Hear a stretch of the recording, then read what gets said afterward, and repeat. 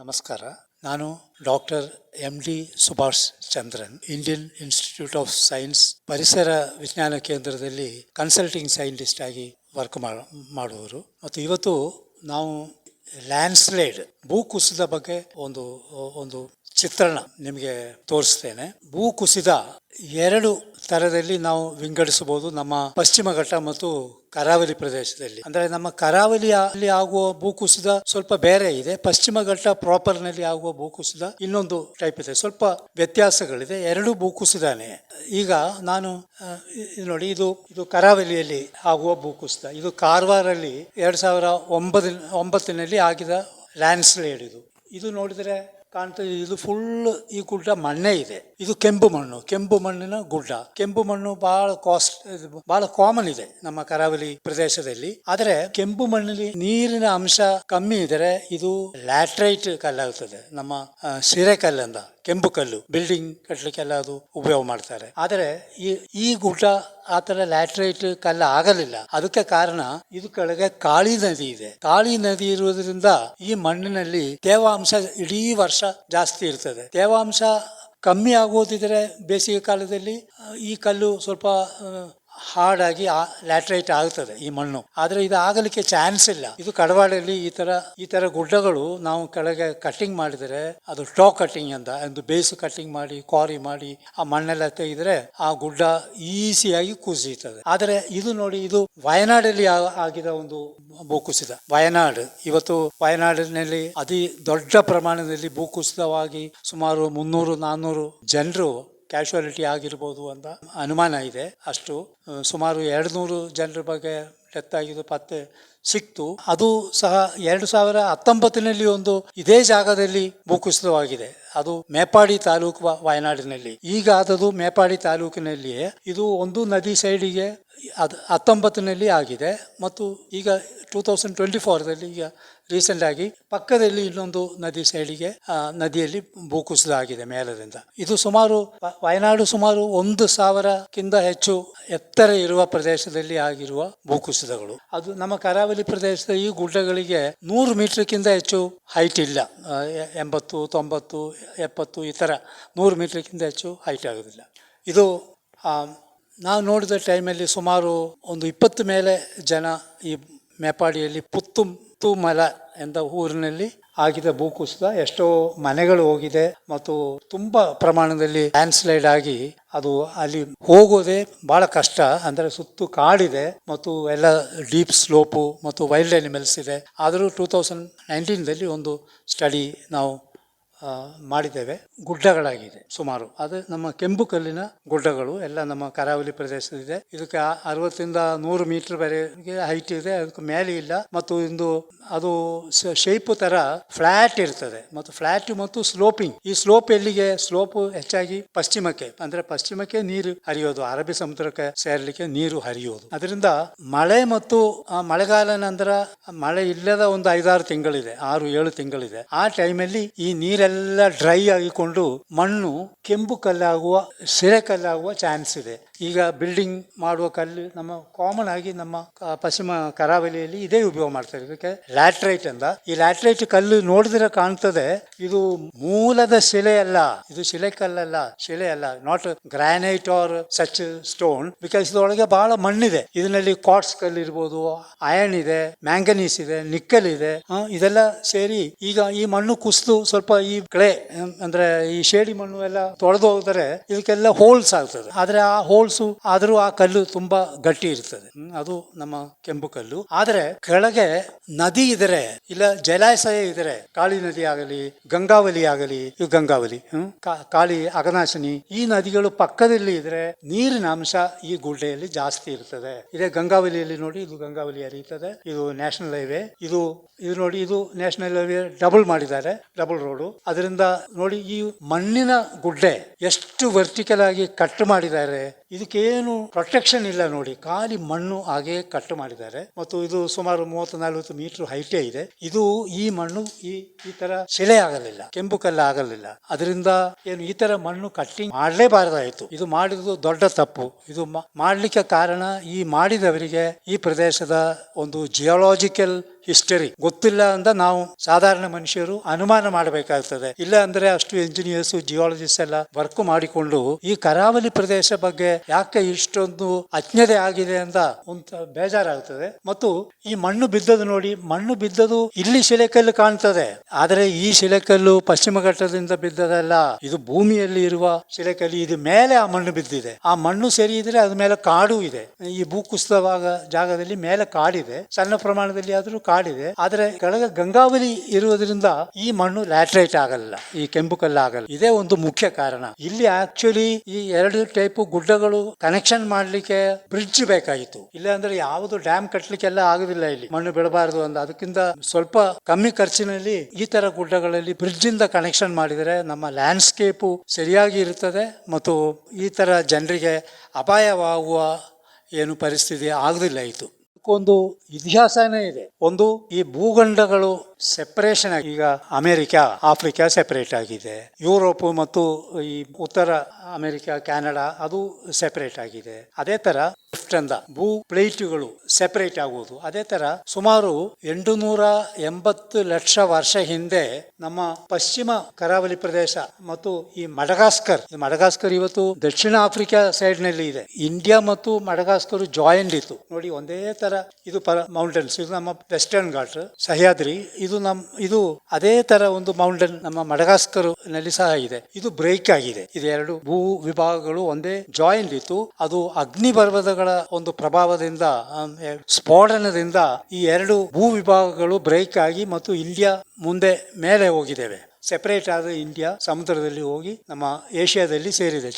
ಚೈನಾಗೆ ಹೋಗಿ ಜಾಯಿಂಟ್ ಆಗಿದೆ. ಅದು ಮಧ್ಯಕ್ಕೆ ಹಿಮಾಲಯ ಪರ್ವತ ಅದೇ ಉದ್ಭವವಾಗಿದೆ. ಅದು ಸುಮಾರು ಒಂದು 500 ವರ್ಷ ಹಿಂದೆ ಹಿಮಾಲಯದ ಒಂದು ಜನನ ಆಗಿದೆ ಎಂದು ಹೇಳ್ಬೋದು. ಆದರೆ ನಮ್ಮ ಪಶ್ಚಿಮ ಘಟ್ಟಕ್ಕೆ ಎಷ್ಟು 880 ಲಕ್ಷ ವರ್ಷ ಏಜ್ ಇದೆ. ಹಿಮಾಲಯಕ್ಕೆ 500 ವರ್ಷ, 50 ಮಿಲಿಯನ್. ಈಗ ಏನಾಗ್ತದೆ, ಭೂ ವಿಭಾಗಗಳು ಸೆಪರೇಟ್ ಆಗಿದೆ. ನಮ್ಮ ಪಶ್ಚಿಮ ಕರಾವಳಿಯಲ್ಲಿ ಮೌಂಟೇನ್ ಕಟ್ಟಾಗಿದೆ ನೋಡಿ, ವರ್ಟಿಕಲ್ ಆಗಿ ಗೋಡೆ ಟೈಪ್ ಕಟ್ಟಾಗಿದೆ. ಅದರಿಂದ ಈ ನದಿಗಳಿಗೆಲ್ಲ ಜಲಪಾತ ಇದೆ. ನಮ್ಮ ಶರಾವತಿ ಆದರೆ ಜೋಗ್ ಫಾಲ್ಸ್ ಇದೆ, ಅದೇ ತರ ಅಕನಾಶಿನಿ ಆದರೆ ಉಂಜಳ್ಳಿ ಇದೆ, ಇದು ಯಲ್ಲಾಪುರ್ ಅಲ್ಲಿ ಆದರೆ ಇದು ಮಾಗೋಡು ಜಲಪಾತ ಇದೆ. ಎಲ್ಲ vertically falling. Just imagine, 880 lakh ವರ್ಷಗಳಿಂದ ನೀರು ಸ್ಲೋಪ್ಸ್ ನಲ್ಲಿ ಬೀಳ್ತೇ ಇದೆ.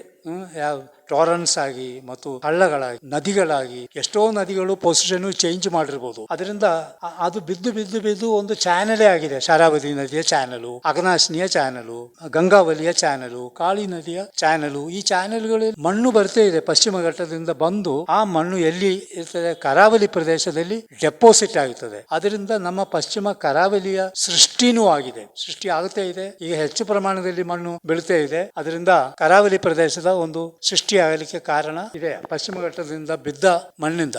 ಈಗ ಇದು ನೋಡಿ, ಇದು ಕುದುರೆಮುಗು, ಇದು ಇಲ್ಲಿ ಕಾಣ್ತದೆ. ನಮ್ಮ ಪಶ್ಚಿಮ ಸೈಡಿಗೆ ಸ್ಟೀಪ್ ಇದೆ. ಇದು ಇದೇ ತರ ಮಡಗಾಸ್ಕರ್ ನಲ್ಲಿ ಸಹ ಅವರದು ಮೌಂಟೇನ್ ಅದೇ ತರ ಕಟ್ಟಾಗಿದೆ.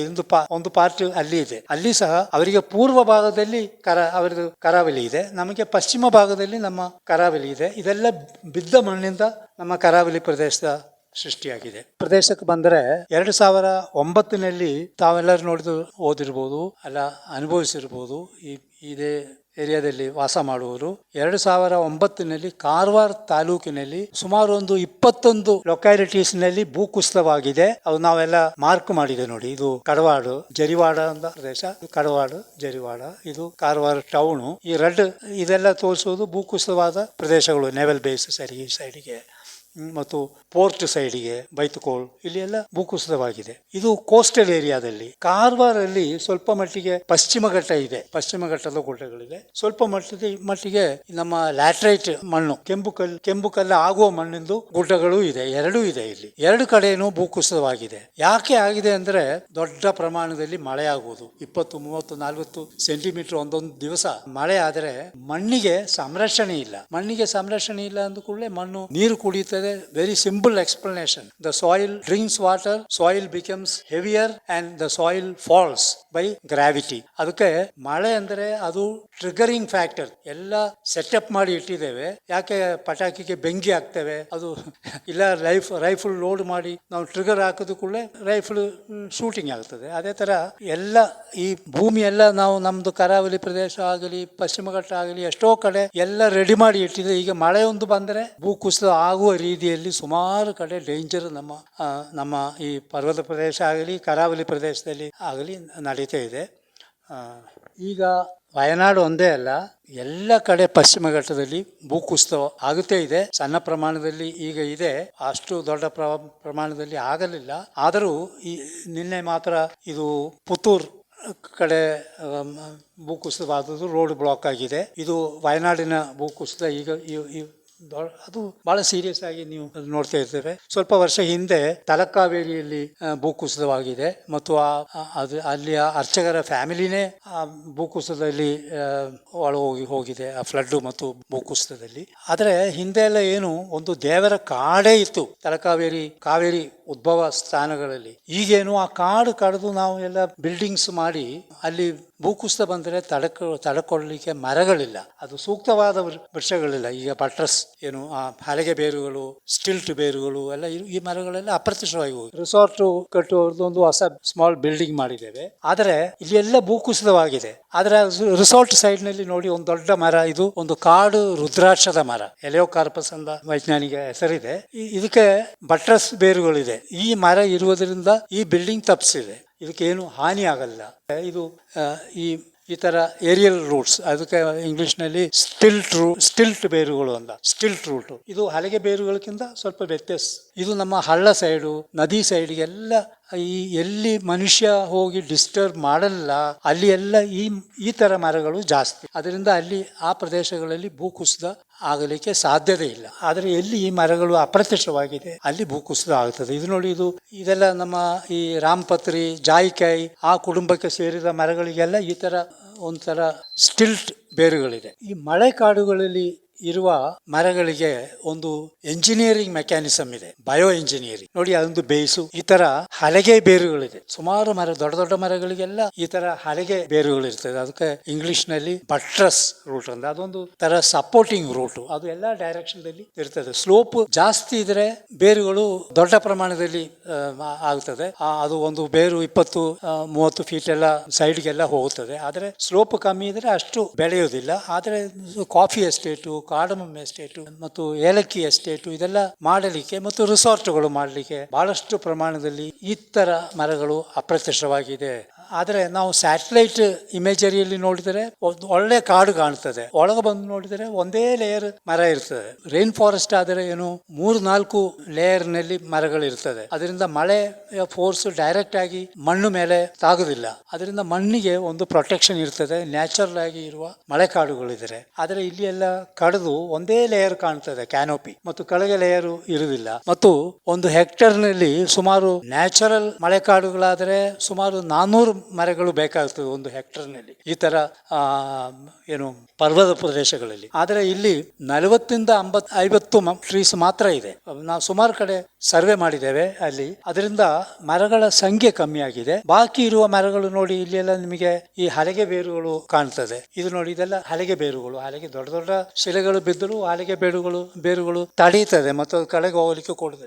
ಭೂಕುಸಿತ ಸಹ ಅದು ತಡೆಯಲಿಕ್ಕೆ ಶಕ್ತಿ ಇದೆ. ಇದು ಯಾವುದು ನಮ್ಮ ಎಂಜಿನಿಯರಿಂಗ್ ಮೆಥಡ್ಸ್ ಉಪಯೋಗ ಮಾಡಿಕೊಂಡು ಇಷ್ಟು ದೊಡ್ಡ ಪರ್ವತಗಳು ಪ್ರೊಟೆಕ್ಷನ್ ಮಾಡಲಿಕ್ಕೆ ಏನೂ ಸಾಧ್ಯತೆ ಇಲ್ಲ. ಅದರಿಂದ ಒಂದೇ ಮಾರ್ಗ ಅಂದರೆ ನಾವು ಮಳೆ ಕಾಡುಗಳು ಪುನಃ ಸೃಷ್ಟಿ ಮಾಡಬೇಕಾಗುತ್ತದೆ. ಅದಕ್ಕೆ ಫಾರೆಸ್ಟ್ ಡಿಪಾರ್ಟ್ಮೆಂಟ್ ಆಗಲಿ ಜನರಾಗಲಿ ಮುಂದೆ ಬಂದು ಎಲ್ಲಿ ಈ ಮಳೆ ಕಾಡುಗಳು ಯಾವ ರೀತಿ ಪುನಶ್ಚೇತನ ಕೊಡಲಿಕ್ಕೆ ಆಗುತ್ತದೆ ಅದ್ರ ಬಗ್ಗೆ ಪರಿಶ್ರಮ ಮಾಡಬೇಕು. ಅದು ಒಂದೇ ಶಾಶ್ವತವಾದ ಒಂದು ರೆಮಿಡಿ ಅಂದರೆ ಅದೇ. ವಯನಾಡು ಇಲ್ಲ ಪಶ್ಚಿಮ ಘಟ್ಟದಲ್ಲಿ ಆಗುವ ಯಾಕೆ ಭೂಕುಸಿತ ಆಗುತ್ತದೆ ಅಂದ್ರೆ ಇಲ್ಲಿಯ ಮಳೆಕಾಡುಗಳು, ರೈನ್ ಫಾರೆಸ್ಟ್ ಸುಮಾರು ಮಟ್ಟಕ್ಕೆ ಅಪ್ರತ್ಯಕ್ಷವಾಗಿದೆ. ಇದೊಂದು ರೈನ್ ಫಾರೆಸ್ಟ್ ನ ದೃಶ್ಯ. ಮಳೆಕಾಡುಗಳು ಇದು ಪಶ್ಚಿಮ ಘಟ್ಟದ ಒರಿಜಿನಲ್ ಆಗಿ ಇರುವ ಕಾಡುಗಳು. ಈ ತರ ಕಾಡಿದರೆ ಎಷ್ಟು ಮಳೆ ಬಿದ್ದರೂ ಆ ನೀರು ಅದರಲ್ಲಿ ಸ್ಟೋರ್ ಆಗುತ್ತದೆ ಮತ್ತು ಕ್ಲಿಯರ್ ವಾಟರ್ ಆಗಿ ಅದು ಈ ಸ್ಟ್ರೀಮ್ ಸ್ಟ್ರೀಮಿಗೆ, ಹಳ್ಳ ಮತ್ತು ನದಿಗೆ ಹೋಗುತ್ತದೆ. ಅದರಿಂದ ಭೂಕುಸಿತ ಆಗುತ್ತೆ. ಆದರೆ ಸುಮಾರು 100 ವರ್ಷದಿಂದ ದೊಡ್ಡ ಪ್ರಮಾಣದಲ್ಲಿ ಈಗ ಎಸ್ಟೇಟ್ಗಳು ಮತ್ತು ಈ ಈ ನಮ್ಮ 1980s ಲಾಟ್ ಆಫ್ ರಿಸಾರ್ಟ್ ಎಲ್ಲ ವಯನಾಡಿನಲ್ಲಿ ಬಂದು ಅಲ್ಲಿ ಇಲ್ಲಿ ಎಲ್ಲ ಕಟ್ಟಿಂಗ್ ಮಾಡಿ, ರೋಡ್ ಕಟ್ಟಿಂಗ್ ಮಾಡಿ ಅನ್ಸೈಂಟಿಫಿಕ್ ಆಗಿ ಅದು ಭೂಕುಸಿತಕ್ಕೆ ಒಂದು ಕಾರಣವಾಗುತ್ತದೆ. ಇದು ನೋಡಿ, ಇದು ಇಲ್ಲಿ ನಮ್ಮ ಸಿರೆ ಕಲ್ಲಲ್ಲ, ಇದು ಲ್ಯಾಟ್ರೈಟ್ ಅಲ್ಲ, ಇದು ಹಾರ್ಡ್ ಗ್ರಾನೈಟ್ ಕಲ್ಲುಗಳು, ಶಿಲೆ. ಇಲ್ಲಿಯ ಭೂಕುಸಿತದಲ್ಲಿ ಇಲ್ಲಿ ಲ್ಯಾಟ್ರೈಟ್, ನಮ್ಮ ಕರಾವಳಿ ಪ್ರದೇಶದಲ್ಲಿ ಇರುವ ಲ್ಯಾಟ್ರೈಟ್ ಕಲ್ಲು, ಲ್ಯಾಟ್ರೈಟ್ ಮಣ್ಣು ಆ ಕಡೆ ಇಲ್ಲ. ಮತ್ತು ಇದು ಈ ರೋಡ್ ಕಟ್ಟಿಂಗ್ ಸರಿಯಾಗಿ ಮಾಡಲ್ಲ ಅಂದರೆ ಈ ಮರಗಳು ಬೇರೆಲ್ಲ ಎಕ್ಸ್ಪೋಸ್ ಆಗಿ ಮರಗಳು ಬೀಳುವ ಚಾನ್ಸ್ ಇದೆ. ಮತ್ತು ಈ ರೋಡೆಲ್ಲ ಮರ ಬಿದ್ದು ಬ್ಲಾಕ್ ಆಗಿದೆ. ರೋಡ್ ಅನ್ಸೈಂಟಿಫಿಕ್ ಆಗಿ ಮಾಡಿದರೆ ಬ್ಯಾಡ್ಲಿ ಮೇಡ್. ಗುಡ್ಡ ಕಡಿದು ಮಧ್ಯಕ್ಕೆ ರೋಡ್ ಮಾಡಿದರೆ ಇಲ್ಲಿ ಜೋರು ಮಳೆ ಬಿದ್ದರೆ, ಈಗ 30, 40, 50 ಸೆಂಟಿಮೀಟರ್ ಮಳೆ ಎಲ್ಲ ಒಂದೊಂದು ದಿವಸ ಬಿದ್ದು, 4-5 ದಿವಸ ಬಿದ್ದರೆ ಇದು ಭೂಕುಸಿತವಾಗುವ ಪ್ರದೇಶವಾಗುತ್ತದೆ.